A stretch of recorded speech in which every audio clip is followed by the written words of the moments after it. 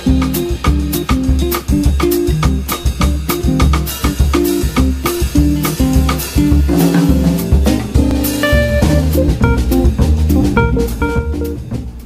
folks, welcome to another exciting episode of Giant James Kitchen. Today I'm joined by Giant Conrad from Vancouver, Canada. Hello. But he's now a Hong Kong resident. So Conrad has been so kind as to bring some of his beers. He's over here working with Brewdog, a famous craft beer producer from Scotland. You probably would have heard of them. They're quite a big presence in Hong Kong. So this is the main man for Brewdog in HK. Yeah, we're serving it up all around Hong Kong. You can find Brewdog in many bars. So yeah, he's brought four beers here. He's brought a Monk Hammer. We have a Monk Hammer here. We have a Hardcore IPA, which I'm wearing the shirt for as well. It's a stronger beer. And massive fan. And then we have the Punk IPA, which is the main headliner beer. It's delicious. You've probably seen it around in stores. So you can find us all around Hong Kong Island, Kelvin inside. It's delicious stuff. Right, first class. Thank you so much for that. Thank you for the introduction. So it's pretty early in the morning, so we are having breakfast. It's just a free breakfast for you. Can you show me what we're making here? Yeah, we're making Spanish chorizo, cooked potatoes, and it's just pan fried with some baked eggs and fresh parsley. So we'll run through all the ingredients. We've got our olive oil, standard. We've got some table salt. You can use some sea salt if you've got a bigger budget, but table salt's fine. We've got one full onion. We've got, we need 1 clove of garlic out of this.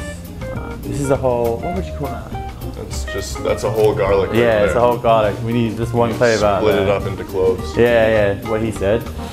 We've got 6 eggs. The recipe should only have 2, but we're a bit bigger than everybody else, so we're gonna have 6. Plus I was at the gym this morning, so with that protein. We've got some Spanish chorizo. You can use the actual proper sausage. We've got the sliced stuff, either's fine, doesn't really matter. Potatoes, we're gonna cook these first. It says 3 in the recipe, but we can use 4, 5, 6, doesn't matter. And last but not least, some fresh parsley, which we're going to use as a garnish finish at the end. Smells good. Gotta have your greens. Gotta have your greens indeed. Right. So right, let's get started.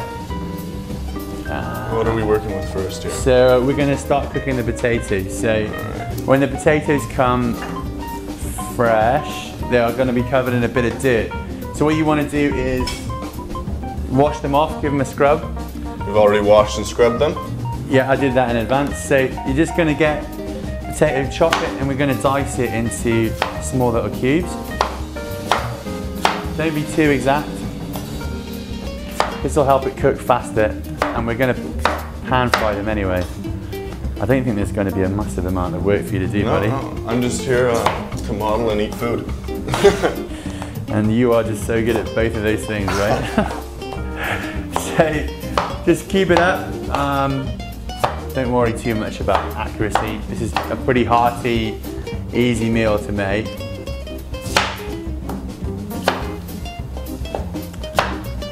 So we've started boiling the water already to save a bit of time. So do you want to add a bit of salt to the water? Absolutely. Just a pinch of salt to the water. This will just add a bit of flavour during cooking. Salt is key. How much did you put in there? Cheated, I put two pinches. That's alright. Going wild. Yeah. Going off piece. No, it's breakfast. Enjoy your breakfast. Yeah, you want it nice, a little bit salty, yeah?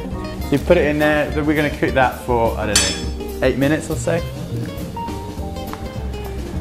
I'm not sure if we've got in there. Yeah, you want to see how much we got. Fill it up a little bit more. We might be alright. We just need a little bit more. Put that on full temperature. So you want to sort that out. I'll start the next bit of the cooking. I'm tempted to drink these beers already. They're quite tasty. So I'm sure Andrew the producer and Conrad are going to probably sit down after this and discuss a way to get it on the MIHK.TV store. So if we can get a bigger beer selection, it means that you guys as customers don't have to just drink Old Henry or Manor Ale. You can try some new stuff.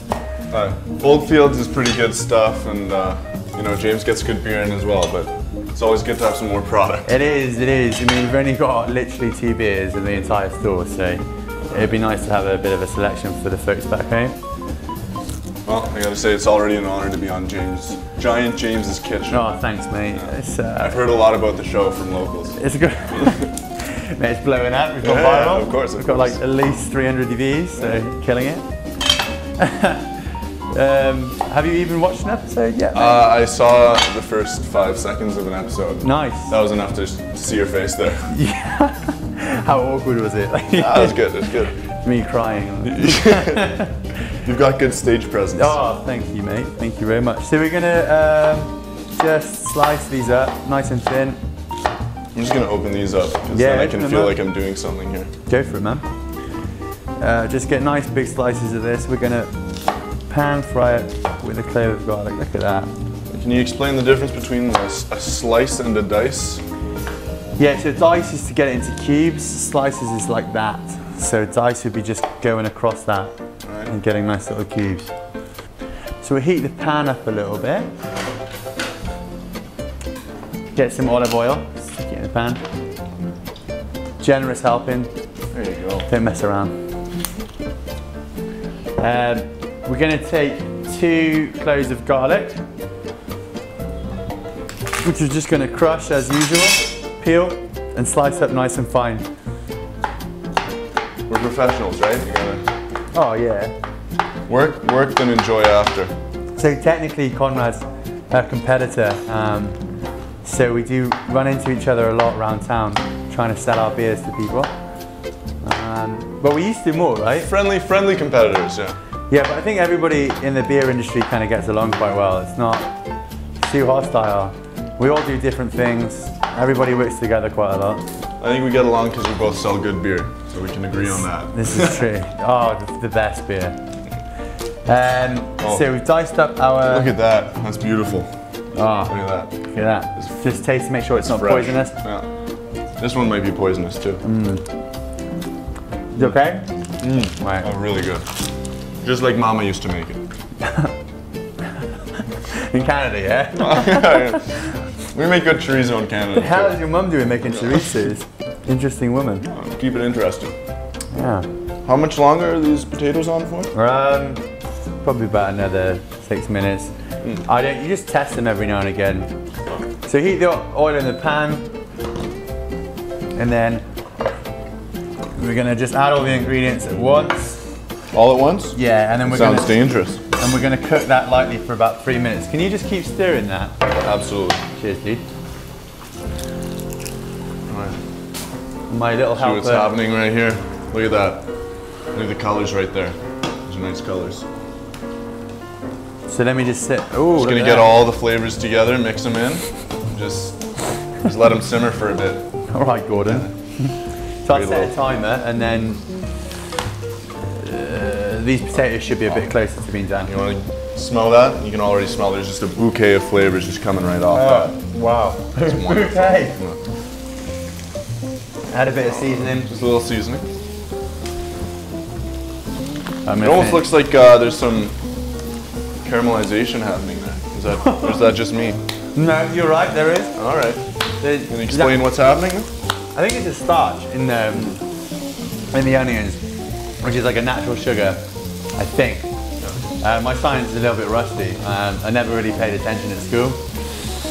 I think that releases and it turns everything a bit brown. So if you cook it on a slower heat, it releases it more slowly, so it stops it from burning.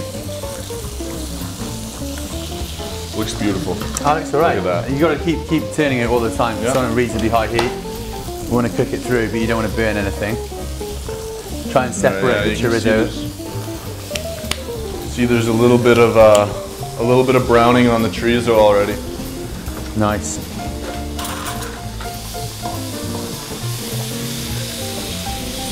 Open up all the chorizo there.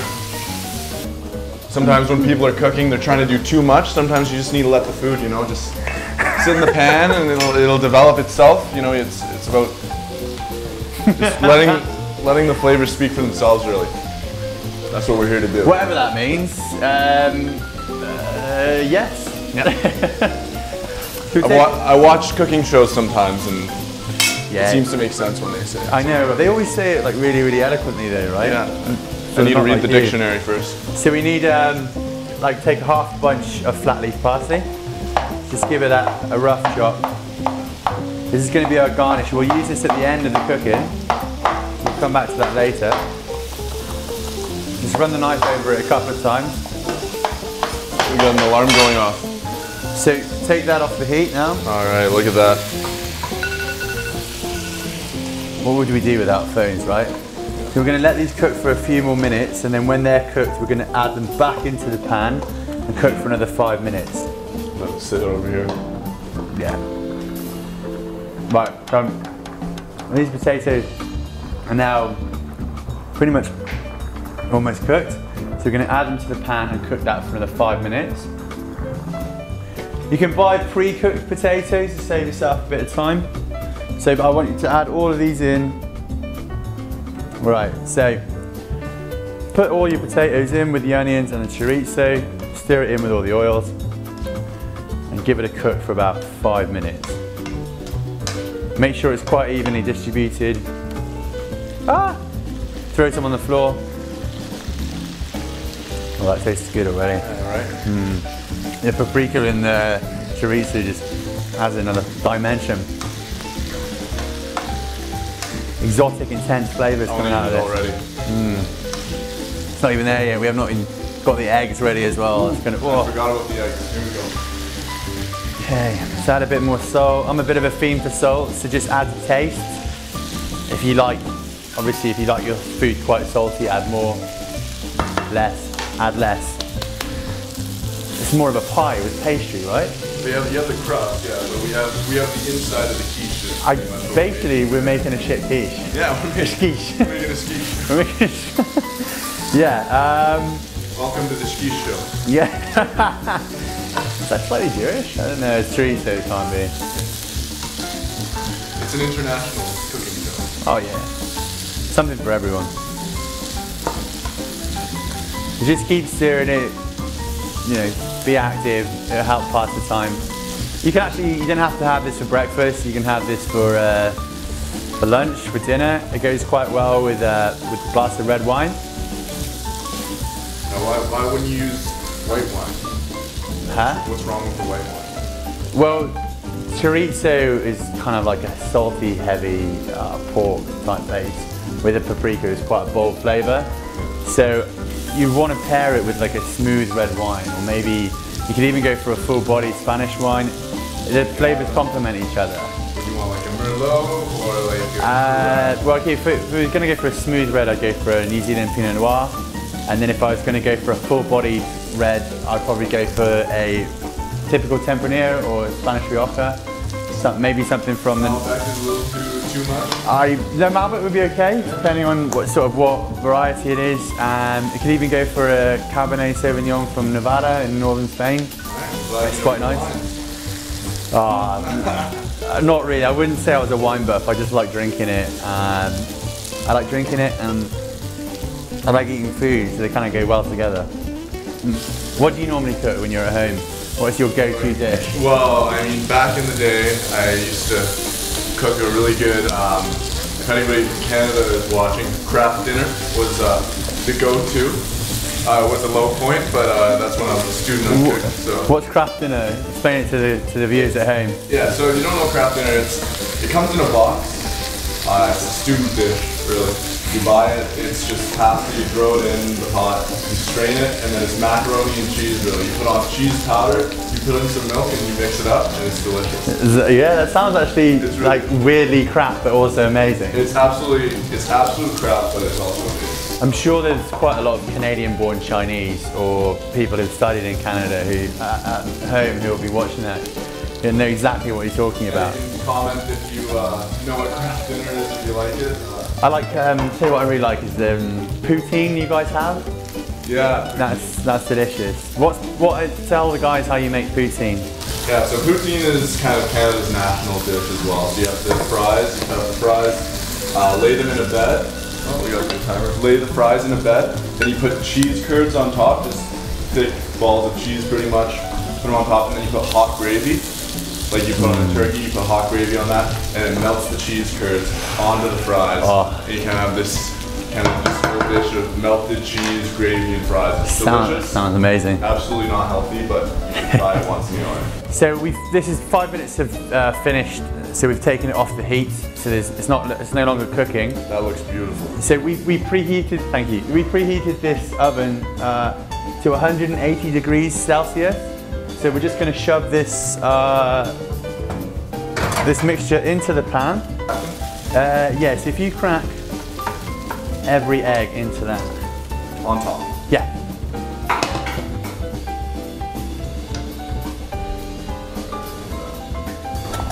So we're just laying the yolks on top of the chorizo, onion, potato mix.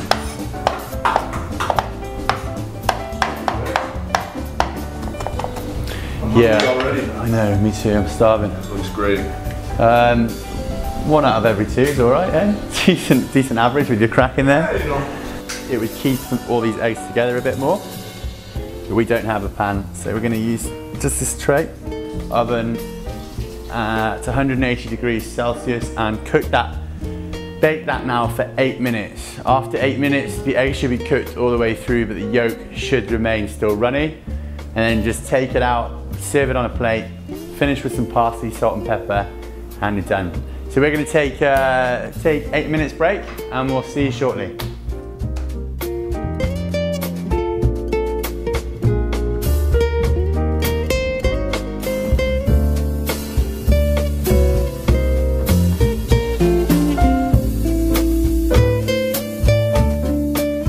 Okay, so it's been about 8 minutes and the eggs have baked into the mixture quite nicely. So we'll pull it out, have a check. Wow, that's perfect, right? That smells delicious. What? Get flat? Flat? Yeah. So that was what we've got here. So normally in a pan, it just keeps it all together a bit better because it's in a tray. It has kind of the mixture has shifted over a little bit. So let's just try and access it. Oh, that's like nice. See, that looks rustic. That's what the baking does. It brings it all together. So pour a little bit on the plate. That looks lush, right? That's what we say. Lush, that looks lush. Very Welsh. And then so pop that there. Wait. Not finished yet. For the viewers at home, I wish you could smell this right now because it smells absolutely delicious and just a little bit of greenery on top. So a sprinkle of fresh parsley, maybe a dash of salt, and where's the pepper? Here? There's just a wonderful baked aroma here, a little bit of, you can smell the chorizo coming off there. And voila, finished. So we've got Spanish chorizo, baked egg and potato breakfast with fresh parsley. And Punk IPA. All right. What a breakfast. This breakfast I was thinking would work great with a Punk or a Hobson's cider would be nice as well. Oldfield cider. An Oldfield cider or Hobson's beer. Which you can buy both on MIHK.TV store online.